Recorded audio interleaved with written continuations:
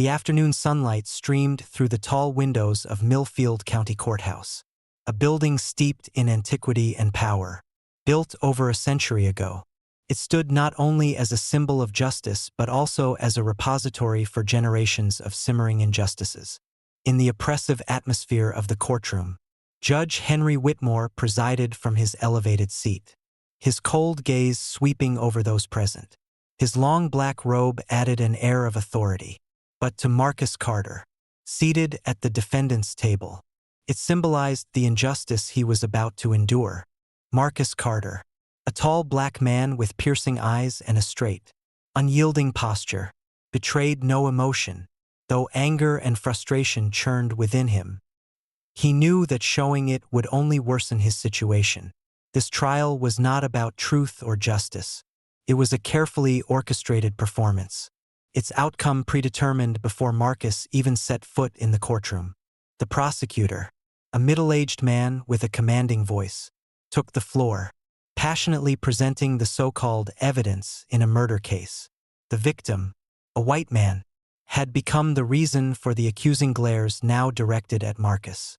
A knife, allegedly bearing Marcus's fingerprints, was introduced as evidence, but Marcus knew he had never touched that knife, never met the deceased, and had not been anywhere near the scene of the crime on the night in question. The court-appointed defense attorney made a feeble attempt at rebuttal, but his arguments lacked strength and conviction. Everyone in the courtroom, including the jury, seemed swayed by the tense atmosphere and deeply entrenched racial biases. Has the jury reached a verdict? Judge Henry's deep voice broke the silence. Moments later, a member of the jury stood and read the decision aloud. Guilty. The room buzzed with murmurs. Marcus clenched his fists tightly but kept his gaze steady. Judge Henry looked down at him with a smug expression, as if he had just carried out a righteous duty. Defendant Marcus Carter, Henry declared coldly, the court sentences you to death. The gavel struck, silencing the room.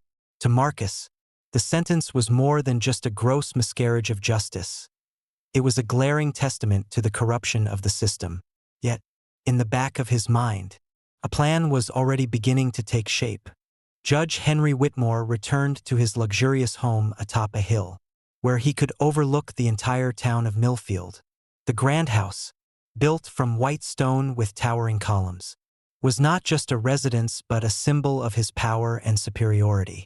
For Henry, it represented his position at the pinnacle of society. Stepping into his study, he was surrounded by walls adorned with plaques, certificates, and photographs with prominent politicians. He took pride in his career, but beneath the polished exterior was a cold and unyielding soul. Henry believed he was upholding societal order, but in truth, his rulings were often guided by bias rather than justice. That evening, Henry sat down for dinner with his family, his wife, Margaret, a gentle woman who avoided confrontation, and his daughter, Clara, a college student who had recently returned home. Clara, unlike her father, held more progressive views. She had witnessed societal injustices firsthand and frequently questioned the biases in her father's decisions. Father, Clara began after taking a sip of wine, I heard about the Marcus Carter case. Do you truly believe he's guilty?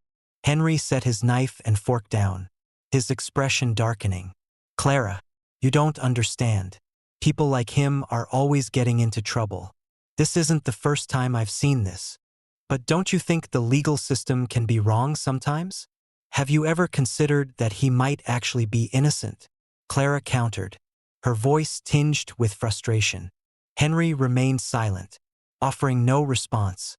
Yet, deep within, Clara's words stirred a faint unease, one he could not easily ignore. In the dimly lit prison cell, Marcus Carter sat silently, his gaze fixed on the horizon beyond the steel bars. To most, he was just another inmate awaiting execution. But the truth was far from what it seemed. Marcus was a senior FBI agent who had spent years infiltrating and dismantling dangerous criminal networks. Marcus's mission in Millfield began 6 months earlier when he was assigned to investigate a drug trafficking and human smuggling operation tied to several local officials. However, during the investigation, Marcus was discovered. A key member of the organization, a powerful intermediary, had framed him for murder to neutralize the threat he posed. Marcus wasn't surprised by the events at the trial. He knew that Judge Henry Whitmore, deeply connected to corrupt officials, would never give him a fair chance to prove his innocence. But Marcus wasn't the kind of man to give up easily. He was waiting for the right moment to act. In the dead of night, Marcus discreetly sent a signal through a tiny device hidden in the hem of his shirt.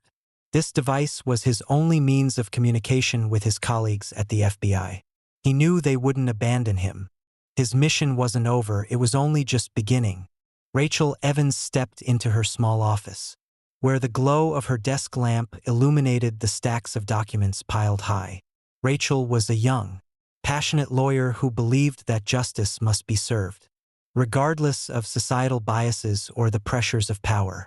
She had read about Marcus Carter's case in the local newspapers and felt outraged by the blatant bias in the trial.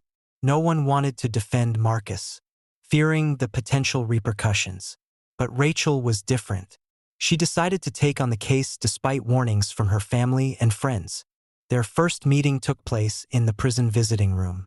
"I don't believe you're a murderer," Rachel said bluntly, looking into Marcus's piercing eyes. "But I need the truth. If we're going to win, I need you to tell me everything." Marcus was silent for a long moment, as if weighing his options.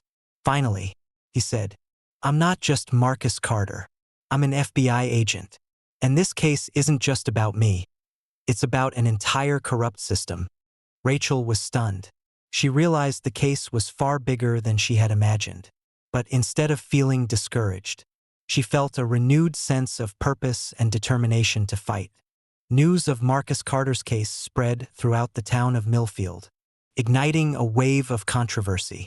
For supporters of Judge Henry Whitmore, this was merely a step forward in maintaining safety and order in the community. But for those willing to confront injustice, particularly the Black community, this trial was yet another glaring example of a corrupt and racially biased legal system. Rachel Evans, though accustomed to fighting uphill battles, couldn't help but feel the immense pressure weighing on her. Since taking on Marcus's case, she had been ostracized by society. Colleagues avoided her. Her family received anonymous threats, and neighbors whispered behind her back every time she passed by. "Rachel, are you sure this is something you should be doing?" her mother asked during dinner, her voice trembling. "These people aren't like the ones you've handled before. They're dangerous. I can't turn my back on justice." "Mom," Rachel replied, her gaze unwavering. "If I don't stand up, who will?" Outside her office, protesters gathered, holding signs that read, "Punish the murderer" and "Protect Millfield." Some even hurled eggs at her office windows. Rachel knew this was just the beginning. Meanwhile, Marcus endured constant verbal abuse and physical threats in prison. The guards not only failed to intervene but often enabled those who sought to harm him. Still, Marcus remained calm. He understood that losing control would only make him an easier target. One quiet night, another inmate approached Marcus with a warning. "Listen, they're not gonna let you live to see your execution date. They're planning something. Watch your back." Marcus nodded in gratitude. He knew that to survive, he would need to act swiftly and precisely. Time was running out, and the stakes couldn't be higher. Rachel began meticulously analyzing every piece of evidence in Marcus's case file. From the outset, she noticed numerous irregularities. The knife alleged to be the murder weapon bore Marcus's fingerprints, but there was no other evidence tying him to the crime scene. Furthermore, the timeline of the murder didn't align with Marcus's alibi, as he claimed to have been elsewhere at the time. The deeper Rachel delved, the more she uncovered a disturbing truth. The testimonies against Marcus came from individuals closely connected to local authorities. One key witness, who claimed to have seen Marcus near the crime scene, turned out to be a drug addict previously bailed out of jail by the sheriff himself. Rachel tracked down this witness, a man named Billy. After persistent persuasion, Billy admitted that he had been coerced into lying. "I didn't have a choice," Billy said, his hollow eyes filled with fear. "They threatened to kill me if I didn't go along with it." Rachel immediately recorded Billy's confession. However, she knew this alone wouldn't be enough to overturn the case. She needed more substantial evidence. And to get it, she would have to confront the dangerous powers truly pulling the strings behind the scenes. While Rachel raced against time, Marcus fought daily battles for survival in Millfield Prison. Most of the other inmates, influenced by the criminal networks Marcus had once investigated, constantly sought to take him down. One day, a group of inmates cornered him in the prison cafeteria, deliberately pushing Marcus into a wall. "Who do you think you are? Huh?" One of them growled, his bloodshot eyes glaring. "You think you're special because you used to be a cop? I'll teach you how things work around here." Marcus scanned the room, quickly realizing no one intended to intervene. The guards stood idly by, indifferent to the brewing altercation. He knew he had to defend himself. Using his agility and combat training, Marcus swiftly incapacitated two of his attackers before the guards finally stepped in to break it up. But Marcus understood that every confrontation like this only heightened the danger he faced. Amid the chaos, Marcus found an unexpected ally in Jeremiah, an older inmate who had been incarcerated in Millfield for over 2 decades. Jeremiah was once a teacher, wrongfully convicted of a robbery he didn't commit. Despite the years of suffering, Jeremiah maintained an astonishingly optimistic outlook. "You can't let them break your spirit, Marcus," Jeremiah said during one of their conversations in the prison yard. "You've got to hold on to your faith. Don't let hatred turn you into one of them." Jeremiah's words gave Marcus pause. He realized his fight wasn't just about clearing his name. It was about standing up for others like Jeremiah, those buried by an unjust legal system. This wasn't just a battle for survival. It was a battle for something much greater. At FBI headquarters, Marcus's disappearance was no longer a secret. His close colleague, Special Agent Amanda Reed, began investigating why he had gone off the grid. Amanda discovered that Marcus's arrest was tied to the documents he had sent about the human trafficking network in Millfield. Amanda approached her superiors, urging them to launch a formal investigation. However, she quickly realized that involving the FBI wouldn't be easy. Some high-ranking officials were hesitant, fearing the case could expose sensitive political connections. Refusing to accept inaction, Amanda decided to take matters into her own hands. She began gathering evidence about Marcus and reached out to Rachel Evans to better understand the situation. Rachel, initially surprised by Amanda's call, soon felt reinvigorated. "We need your help to prove who Marcus really is," Amanda said over the phone. "If we don't act quickly, his life will be in grave danger." Eventually, the FBI agreed to send a small, covert team to Millfield to investigate. However, they soon realized that the town was a fortress of corruption. From the sheriff to Judge Henry Whitmore, powerful forces worked to block any outside interference. Undeterred, Amanda pressed on, determined to expose the truth. With support from Rachel and a handful of allies, she began to build public pressure. Investigative articles were sent to major newspapers, drawing national attention to the case. The story of Marcus Carter, the wrongfully convicted FBI agent, began spreading across the country. The truth was coming to light, but the fight to save Marcus from death row remained perilous and fraught with challenges. Morning light filtered through the large windows of Judge Henry Whitmore's office as he sat at his desk, savoring his usual cup of coffee. A fleeting sense of peace washed over him, but it was quickly shattered when his secretary entered, placing an anonymous envelope on the desk. "What's this?" Henry asked, his sharp eyes narrowing at the brown envelope. "Someone left it on the desk outside your office, sir," the secretary replied, her voice trembling slightly. Henry opened the envelope. Inside was a brief handwritten note. Chilling in its simplicity. Marcus Carter is not who you think he is. You've just sentenced an FBI agent to death. Be careful. Your every move is being watched. A cold shiver ran down Henry's spine. Someone knew the truth, or at least part of it. He quickly stuffed the letter into a drawer, trying to compose himself and return to his work. But throughout the day, the warning echoed in his mind, gnawing at his focus. That evening, Henry sat alone in his home office, holding the letter and reading it over and over again. A vague sense of dread crept over him. If this was true, the consequences would be catastrophic. Henry had faced difficult cases before, but this was the first time he felt his own position might be at risk.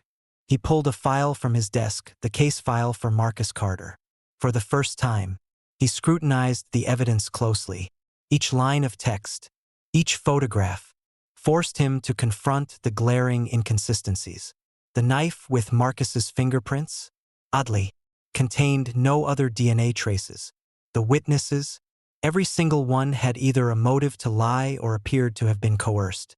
Something's not right, Henry muttered under his breath. But Henry didn't act immediately. A man accustomed to holding absolute power. Admitting he had made a mistake could mean the collapse of his career and reputation. Yet, the fear and creeping guilt began to take root, inch by inch, threatening to erode the foundation of his confidence.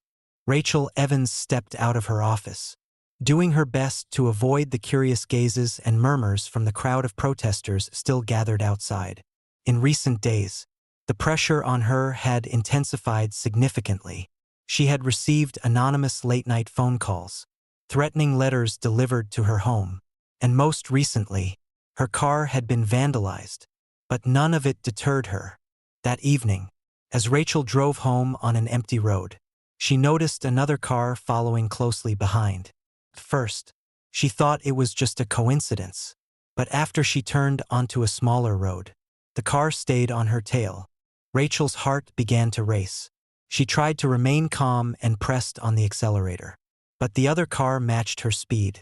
Suddenly, a hard jolt from behind caused her car to swerve violently. Rachel screamed, gripping the steering wheel tightly to regain control. The car behind her moved in closer again, preparing for another strike. But before it could make a second attempt, Rachel made a sharp turn onto a different road. She slammed on the brakes in front of a brightly lit convenience store, jumped out of her car, and ran inside. The pursuing vehicle hesitated at the edge of the parking lot before speeding away. Rachel stood inside the store, breathing heavily, her heart pounding in her chest. She knew this wasn't an accident. Someone was trying to scare her into dropping Marcus's case. But instead of fear, Rachel felt an unshakable resolve. This was no longer just about a single case. It was about standing up to those who thrived on intimidation and injustice. And she wasn't going to back down. At a luxurious mansion on the outskirts of town, the masterminds behind the conspiracy were gathered. Among them were Sheriff Paul Higgins, a man with a facade of respectability but who secretly manipulated the town's legal system, several local officials tied to the drug trafficking ring, and a handful of wealthy businessmen. Rachel Evans is digging too deep, Sheriff Paul said, his voice tinged with unease. We can't let her uncover the truth. Another man, seemingly the real leader, scoffed. If she keeps pushing, we'll handle her the same way we dealt with Marcus Carter. The meeting continued, filled with plans to cover up the truth and protect their criminal network. But what they didn't realize was that an undercover FBI agent had been monitoring them for some time, piecing together their operation from the shadows. Meanwhile, Rachel, with Amanda Reed's help, had uncovered evidence linking Sheriff Paul to a major drug trafficking case from a few years ago. This discovery reinforced her belief that Marcus's case wasn't just a simple miscarriage of justice. It was part of a much larger conspiracy. The stakes were rising, and Rachel knew she was now fighting not just for Marcus but against an entire web of corruption. Rachel and Amanda decided to organize a secret press conference at a secure location, inviting a select group of reputable investigative journalists. During the press conference, Rachel presented the evidence she had gathered, including Billy's testimony, financial records implicating Sheriff Paul Higgins, and documents highlighting Judge Henry Whitmore's history of biased rulings. "This isn't just a simple criminal case," Rachel declared, her voice firm and resolute. "This is a symbol of the injustice embedded in an entire system." The revelations from the press conference quickly spread nationwide.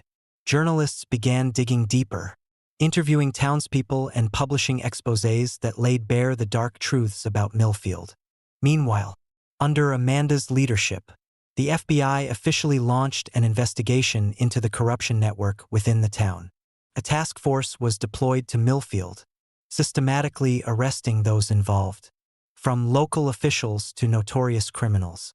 Judge Henry Whitmore, closely following the events, began to feel the mounting pressure. The anonymous letter and warnings from his family made it clear that he could no longer evade accountability. Yet, he wasn't ready to publicly admit his mistakes. Marcus Carter, still waiting in prison, watched as the truth slowly surfaced. He knew his freedom was now within reach, and the days of his wrongful imprisonment were numbered. The tides were turning, and justice was finally on the horizon. In a small, temporarily converted office on the outskirts of Millfield, the FBI investigation team, led by Special Agent Amanda Reed, began conducting a comprehensive probe. The documents Marcus Carter had gathered before his arrest became crucial leads, along with the evidence provided by Rachel.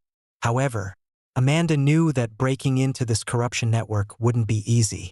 "We're up against people who hold power across the entire system," Amanda told her team during a strategy meeting. "These aren't just petty criminals. They're major players in politics and business. We need to be cautious, but we also have to act quickly before they wipe out all the evidence." Meanwhile, in the heart of the town, tensions were escalating. The leaders of the criminal network, including Sheriff Paul Higgins and several local officials, began to feel the pressure of the ongoing investigations.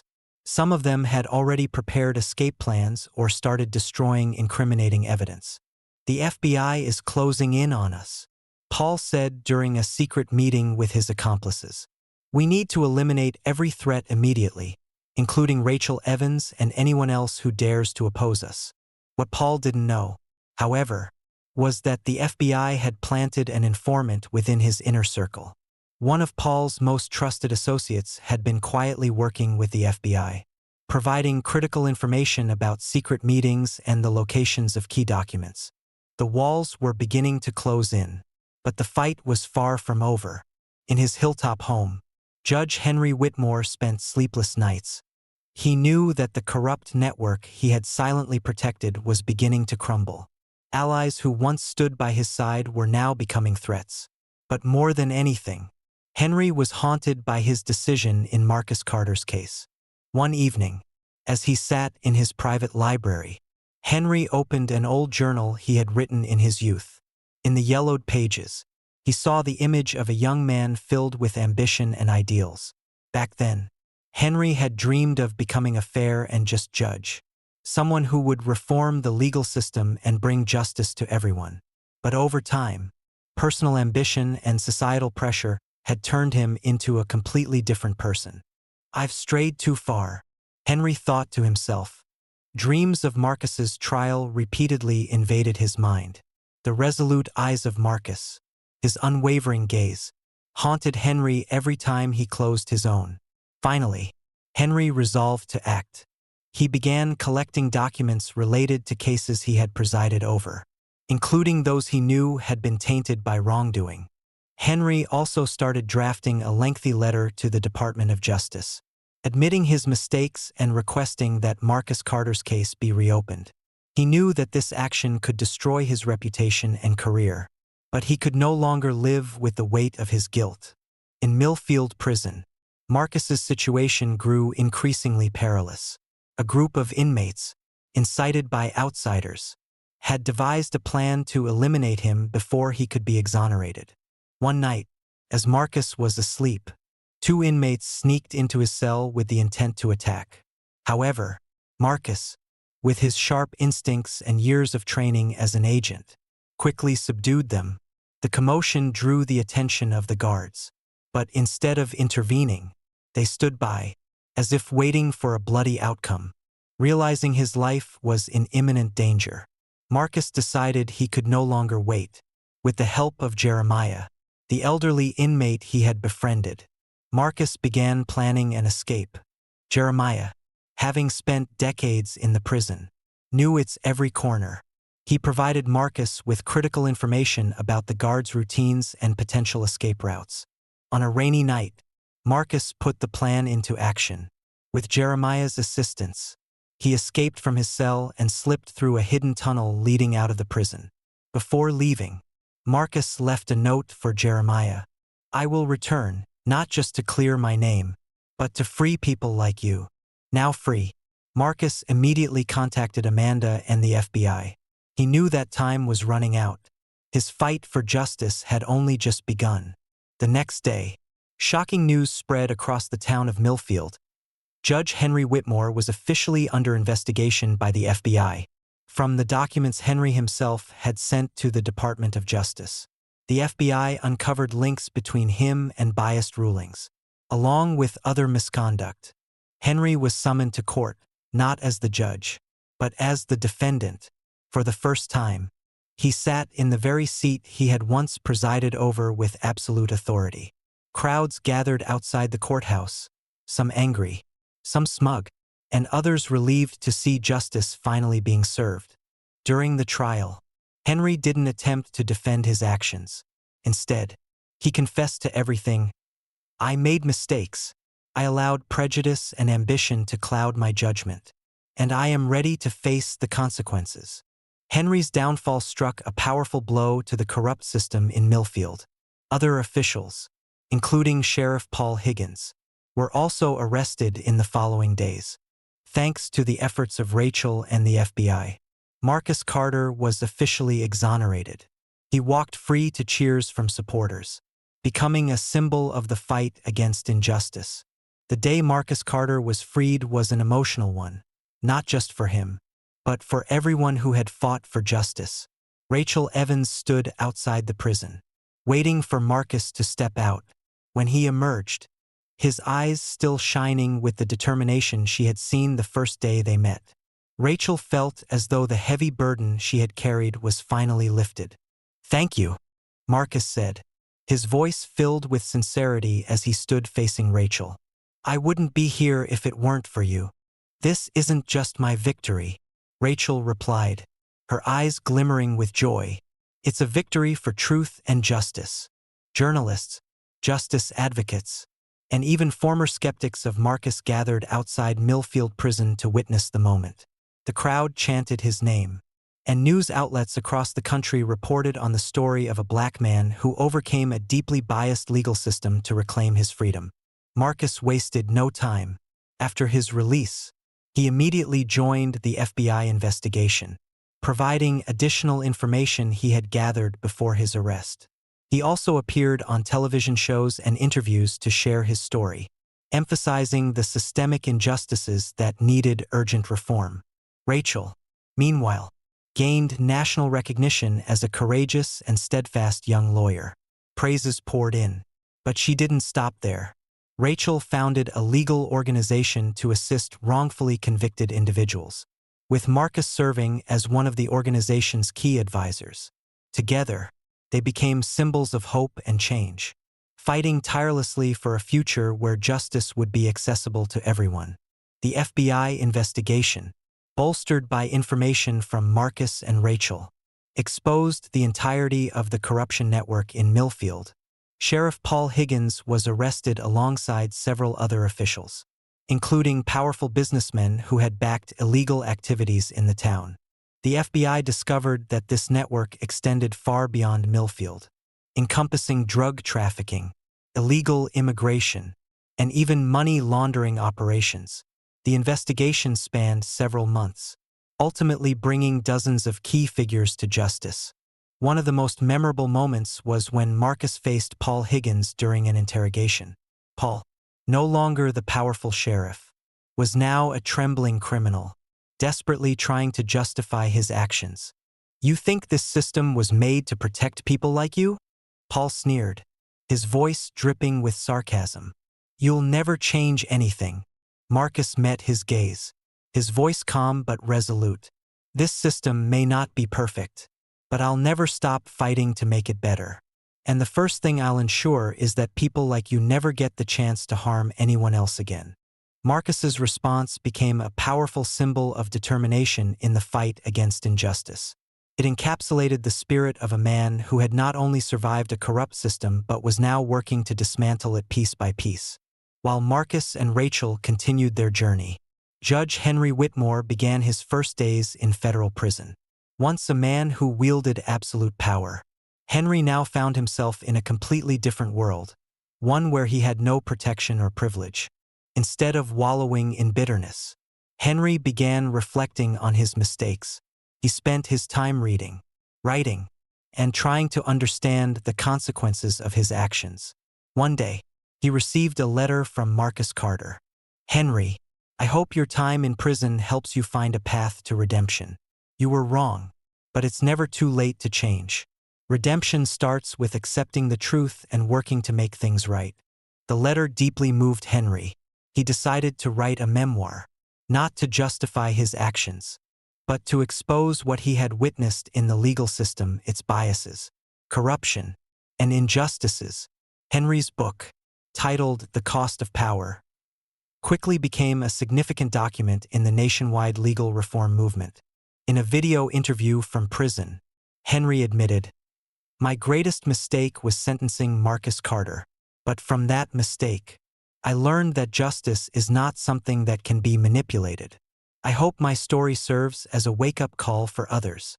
Henry's transformation and candid confessions contributed to the growing momentum for legal reform, showing that even those who once upheld a flawed system could play a part in changing it. Millfield, after everything it had endured, began to heal. The town, once mired in racism and corruption, became a symbol of transformation. Newly elected officials pledged to build a more equitable system, and educational programs on equality and anti-racism were introduced in schools and the broader community. Marcus Carter, now fully reinstated as an FBI agent, decided to remain in Millfield for a while to oversee the reforms. He became a beacon of hope and resilience for the town's residents. His talks about his journey from wrongful conviction to exoneration inspired thousands across the nation. Rachel Evans, through her newly established legal organization, not only helped those wrongfully convicted but also advocated for systemic legal reforms. She and Marcus formed an unofficial team, working together to drive change both on an individual and systemic level. Jeremiah, the prison friend who helped Marcus escape, also found his happy ending. With Marcus and Rachel's assistance, Jeremiah's case was re-examined, and he was released after nearly 3 decades of wrongful imprisonment. As he walked out of prison, Jeremiah embraced Marcus, saying, "You did it, Marcus. You didn't just save yourself, you saved people like me." The story closes with Marcus standing on a hill, overlooking the town of Millfield. He smiled, not because the fight was over, but because he knew the road ahead, though long, was now illuminated by hope and change.